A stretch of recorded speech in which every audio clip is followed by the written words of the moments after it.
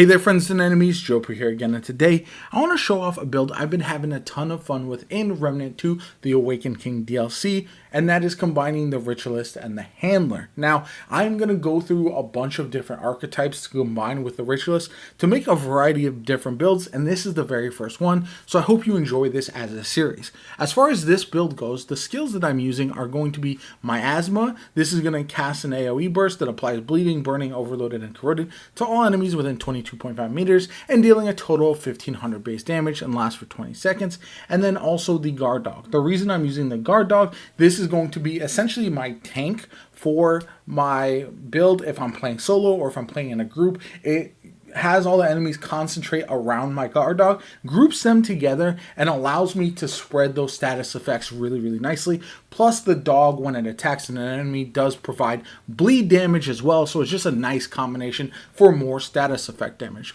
Now as far as the prime perk, this really comes in handy. I am running Ritualist first, so I have the Vile prime perk.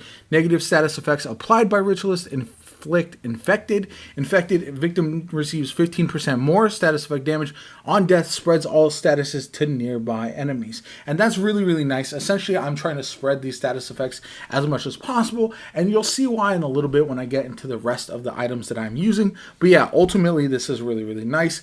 As far as the character, what I'm running, I like the Radiant set, but you can run whatever armor set you're most comfortable with. I also like the Void Heart, but you can swap that out if you'd like a better one. You can run one that increases mod regeneration, but for me it wasn't really necessary because I'm regenerating my mods so quickly with everything else that I don't have to worry about it. As far as my Amulet, Energized Neck Coil, this is going to increase status effect damage even more, and then directly applying a damaging status effect creates a 5-meter explosion for 20% of the status effect. This is very important, and I'm going to explain how I increase this even more in a little bit. But yeah, this is very nice because you're going to see the enemies just absolutely explode all over the screen, and I'm doing status effect damage. I'm spreading it from enemy to enemy, and it's really nice for any type of content where you have a lot of enemies, you're being overwhelmed, you need to try to clear them out as quickly as possible. You don't want to have to run the Enigma all the time necessarily, so this comes in handy a lot. Firestone increases fire damage, and you'll see why I run this in a second.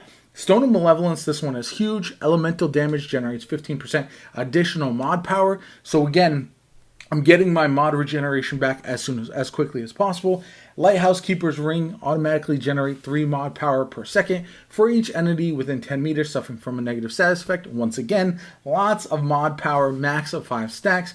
And then Encrypted Ring, use a mod regenerates 20% of max health over 10 seconds. This is going to be my only heal shield type ring, so you're going to have to really practice your dodges or stay alive as much as possible. Maybe you run an ultra heavy armor set in order to stay alive better with this, but you're regenerating your health at a rate that you really don't have to worry about it too much, and plus you have your Guard Dog tanking a lot of the damage. Plus I'm going to show you in my traits a little bit why that's also very important to have the traits that I have on as well.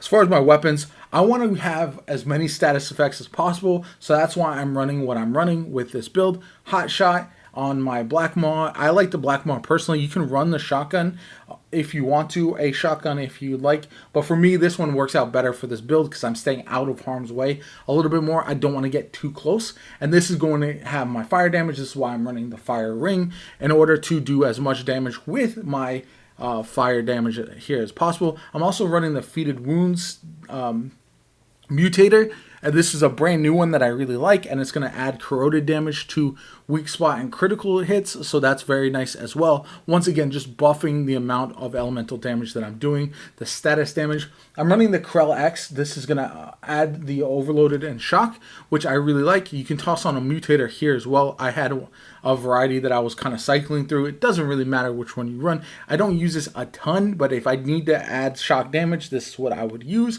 And then finally, we've got the MP60R, and I'm running Creeping Mist. I really like this because I'm able to increase my status effect damage even more. You see where this is all coming from. Plus, I'm running Twisted Wounds in order to add bleeding when I'm shooting with this, so I can essentially swap between my two weapons and continue putting on status effect damage all the time. Now, as far as my traits go, I'm running things like Fortify, standard stuff, but some of the things that are going to be very important when you are running this, Blood Bond is nice because you're going to take less damage, 10% damage absorbed by your dog.